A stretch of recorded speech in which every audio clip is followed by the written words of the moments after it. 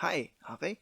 So, finally, ito na. Ready na tayo mag-start ng calculus. Okay? So, start tayo sa limits. So, ito, ano lang siya, introduction lang siya. Huwag kayong ma-overwhelm na calculus yan, baka mahirap yan. Hindi. Be-breakdown natin siya. So, dito, parang ganito, magsimula muna tayo sa introduction ng limits. Okay? So, unang-una, define muna natin kung ano ba yung limits. Kailan ba may limit, kailan ba wala. Okay?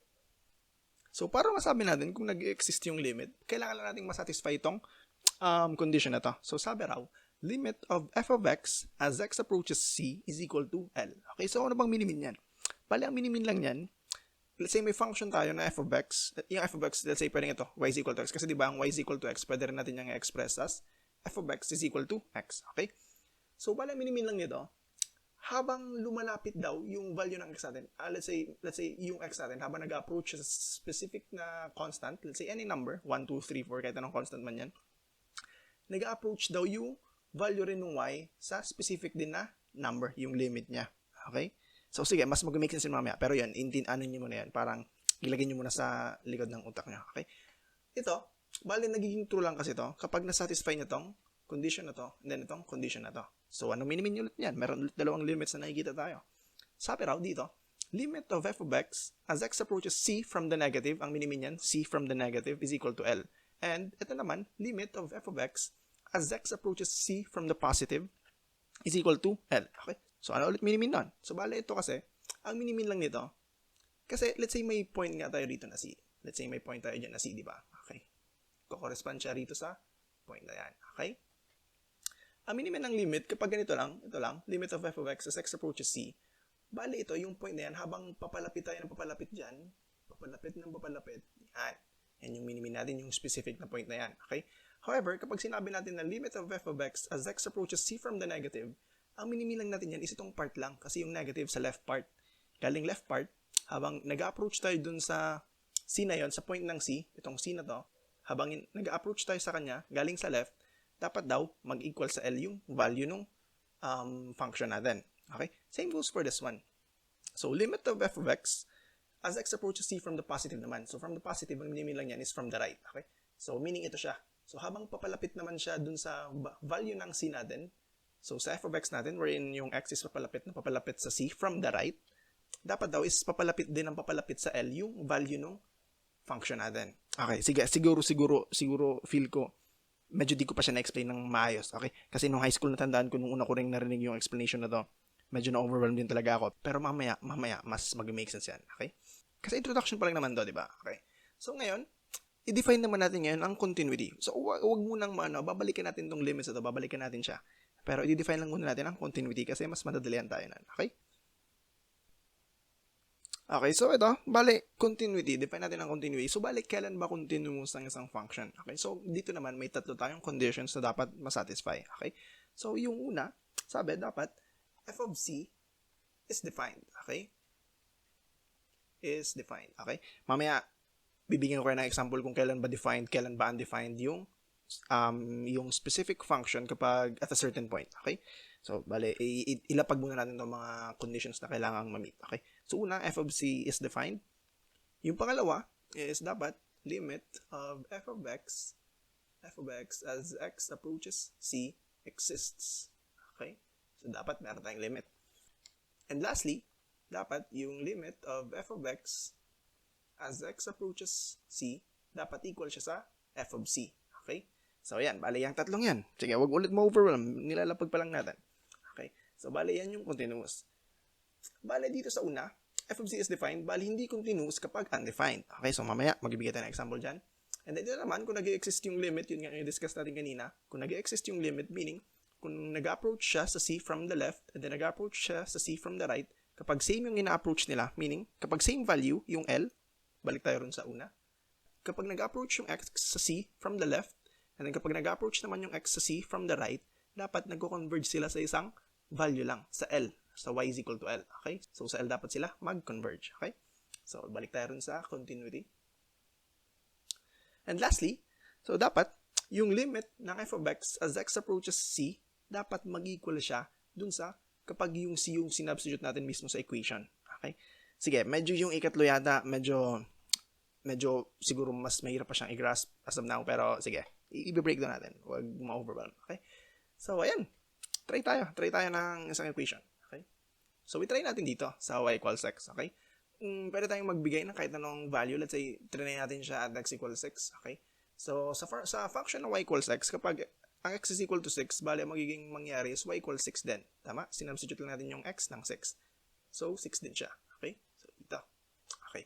Ngayon, kung tingnan natin yung graph galing sa left, di ba? Galing sa left tayo. Habang papalapit tayo ng papalapit galing sa left, saan siya nag-approach? Di ba sa 6 din? Tama? Sa 6 din yung value ng y.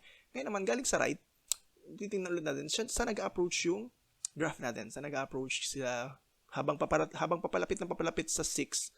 Sige, ganito. So, limit of the function x as x approaches 6. Okay? So, sige, 6 from the right muna. 6 from the right, habang papalapit ng papalapit, yung x galing. So, let's say, yung x natin is galing pa rito sa sobrang taas na value, papalapit ng papalapit sa 6, papalapit ng papalapit sa 6, ito rin. Saan nag-approach yung value ng y? Sa 6, di ba? Sa 6. So, meaning, ito, 6 to. Okay? And then, yung pangalawa, limit of x as x approaches c from the negative. So, galing naman sa left, let's say, sobrang laking negative pa yung value natin ng x. Papalapit ng papalapit sa 6, papalapit ng papalapit dito sa 6 na to. Sa 6 na yan. Then, yung graph, nandito naman siya nagko-correspond, papalapit ng papalapit at x equals 6. Saan ulit sila nagko-converge? Diba dito ulit sa point na to, wherein y equals 6. So, meaning, yung limit of x as x approaches 6 pala to, 6. Kasi 6 yung binigay natin na example. At the limit of x as x approaches 6 from the negative, so 6 din yung answer dyan. Okay? So, yun, diba? Alam natin na yung condition natin kanina, na kapag yung limit ng function, kapag nag-approach sa value, galing sa right and then galing sa left, pag equal sila, meaning, yung limit ng function na yun, yung limit niya mismo, as x approaches 6, yun na mismo, yung 6 na. Okay? So ganun. So, bali, alam natin na yung function ng y equals x, may limit siya when x equals 6. Okay? And then, actually, sa halos lahat ng points, sa halos lahat ng value ng x, may limit yung function natin na to. Okay? So, check naman natin siya for continuity. Okay? Sige, check natin siya kung continuous siya sa point na x equals 6. Okay? So, dito sa point na to. So, diba, sabi, kung recap tayo, bale, para malaman natin kung continuous, dapat f of c is defined. And then, yung limit of f of x as x approaches c exists. Okay, and then lastly, limit of f of x as x approaches c, dapat equal siya kapag sinubstitute natin yung nasa loob nito dun sa function natin. Okay? So, sige, ito na. Mas ma-define na natin yung ikatlong condition. Okay? So, dito tayo, balik tayo rito. So, f of c, defined ba siya? Kapag trinay ba natin na, sige, burahin ko lang to. So, define ba? Tandaan natin, yung c natin, ginawa natin siyang 6. C equals 6 tayo, di ba? So, ang f of 6, defined ba siya? Kapag sinubstitute mo natin yung 6 na to, sa x na to, defined ba yung function natin? Try natin. Y equals 6. Okay? Defined yan. Kasi may value tayo. So, f of 6 is defined. Di ba? Kasi may value siya. Na-express natin siya. Y equals 6 siya. Okay? So, nasatisfy niya yung unang condition. F of c is defined. Ngayon naman dito sa pangalawa, limit of f of x as x approaches c exists. Na-prove na natin siya kanina. Di ba? Kasi yung limit of x, limit ng function na to, as x approaches 6, habang papalapit sa 6, may value tayo, may 6 tayo, di ba? So, okay, nasatisfy natin yung una at pangalawa. Yung pangatlo naman, so limit of f of x as x approaches c, so ito, limit of f of x as x approaches 6, must be equal dun sa f of 6 natin. Okay? Must be equal daw siya sa f of c. And then yung f of c natin is f of 6. And then yung f of 6, kapag sinubstitute natin yung 6 dun sa original na function natin, magkakaroon tayo ng value, no? Y equals 6. Okay? And then, tingnan nyo, yung 6 na yan, ito rin siya. Siya rin yung limit, di ba? Okay? So, meaning nun, nasatisfy natin yung ikatlong condition natin. So, pwede natin makonclude na the function is continuous when x is equal to 6. Okay? So, yun, sige. Bigyan pa tayo ng isa pang example. Okay? So, kasi di ba kanina sinabi ko na bibigyan ko kayo ng example kung kailan ba hindi defined yung f of c. Okay? Okay, ito naman.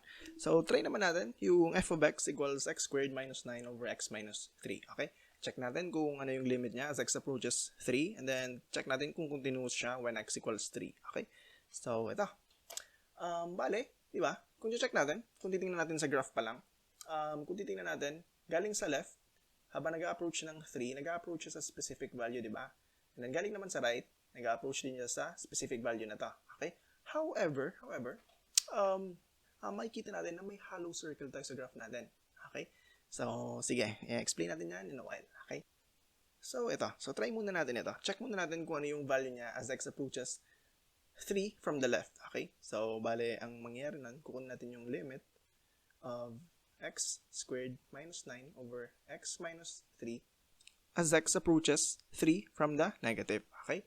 So, bale, ang gagawin lang natin dyan is, pwede tayong mag-try ng mga numbers na malapit sa 3 galing sa left. Okay? So, pwede natin i-try yung 2.9. So, bale, ang gagawin lang nun is, substitute lang natin yung 2.9 dito sa function natin. Okay? So, 2.9 squared minus 9 over 2.9 minus 3. Okay? And equal yan sa 5.9. Okay? Try natin mas lumapit pa. Try natin yung, let's say, 2.99. So, 2.99 squared minus 9 over 2.99 minus 3. And yan naman, equal yan sa 5.99. Okay? So, nakikita na ba tayo ng pattern? Tingnan natin. Habang lumalapit tayo sa 3 from the left, bale, 5.9, 5.99, 5.99999, parami yung 9. Alam natin na nag-approach siya sa 6. Okay, nag-approach sa 6. Okay, ito. Nagiging 6 siya, nag-approach sa 6. Okay? So, yan. So, try naman natin kapag yung x naman nag-approach siya sa 3 from the right naman. Okay? So, try naman natin yung 3.1 at 3.01. Okay? So, burahin ko lang yung board para may mapagsulatan tayo ulit. So, kapag try naman natin yung 3.1 squared minus 9 over 2.9 minus 3, bale equal yan sa 6.1. And then, kapag mas nilapit pa natin sa 3, let's say trinay natin yung 3.01, yan, equal naman siya sa 6.01. Okay? So, ayun, may trend na ulit. Habang papalapit naman na tayo ng papalapit sa 3 from the right, nag-approach din sa 6, di ba? Nag-approach din siya sa 6. Bale, ang minimin nun is na yung limit of x squared minus 9 over x minus 3 as x approaches 3 is equal to 6. Okay? So, yan siya. Okay? So, yan. So, alam natin na may limit siya at x equals 3. Check naman natin siya ngayon for continuity. Okay? So, clear up ko lang yung board. Okay, kung matatanda natin, bale ito yung tatlo na condition na kailangang ma-meet para masabi natin na continuous yung function. Okay? So, yan. f of c is defined. Dapat daw defined yung f of c. Yung c natin ngayon is 3. Try natin yung 3. Try natin siyang i-substitute dito sa equation natin. Okay? So, 3 squared minus 9 over 3 minus 3. Okay? Yung 3 squared minus 9, alam natin na yung 3 squared is 9, minus 9 is 0. Then yung 3 minus 3 is 0. Okay? So, paano yan? Paano kapag ganyan? May 0 tayo sa denominator. Okay? Di ba alam natin na kapag may 0 sa denominator, yung value nun is undefined. Tama? Okay? And then yun, ito na. Diba? Ano yung first condition? Dapat defined yung function natin. Okay? So, sa first condition pa lang, nag-fail na siya. Tama? Kasi hindi defined. Hindi siya defined at x equals 3. Yun yung purpose ng hollow circle dyan. Okay? So, yan yung minimin ng hollow circle natin dyan. Ang minimin yan, when x is equal to 3, wala siyang specific na value dyan. Okay? Oo, may limit siya. Nag-approach sa 6 sa left and right. And then, alam natin na yung limit niya is 6 as x approaches 3. However, yung exact na value ng 3, kapag sinubstitute natin directly yung 3 sa function natin, walang value. Okay, undefined. So yun, doon natin makukonclude na hindi continuous yung function at x equals 3. Okay? So, ganun lang siya. So, hindi siya continuous. Although nag-exist yung limit niya, sadly, hindi siya defined sa point na yun. So, hindi na siya continuous. Okay? So, ayan. Parang ganun lang. Sige, pero huwag kayong mag-alala. Since first lesson pa lang natin to, medyo ano pa talaga, medyo, paano ba? Medyo nakakapanibago pa, nakaka-overwhelm, ganun. Pero itatakal natin to. May breakdown natin yung calculus na yan. Okay? And then, siguro may magsasabi rin sa inyo na hindi naman laging may kasamang graph yung problem, di ba? Pero don't worry, itatakal natin din yan. Okay? Sa mga susunod na lessons na lang natin siya, itatakal. Okay? Bale, kasi introduction pa lang naman talaga to. Medyo napahaba ko na nga. Dapat introduction pa lang to sa limits. Okay? And kasi ayaw din namin ma-overwhelm kayo. Pero baka nasabaran ko ako. Nasabaran ko man, I apologize. Okay? Pero kasi introduction lang nga to. So ayaw namin ma-overwhelm kayo. Kasi di ba parang pag naririnig natin yung calculus, parang naisip natin na kaya ba natin to? Parang ang hirap kayo nun. Parang higher math na yon, mga ganun. Pero ngayon, looking back, di naman pala talaga siya kasing nakakatakot nung ini-imagine ko siya nung di ko pa siya natitake. Parang ganun lang. So, I hope maibigay ko rin yun sa inyo, yung parang mindset na yun na kayang-kaya natin yung calculus na yun. Okay? So, ayan. So, start pa lang to. Introduction nga lang ulit to. Ilang beses ko lang nasabi. I'm sorry. Bale, i-discuss natin yung mga lesson. Limits, derivatives, integral. Okay.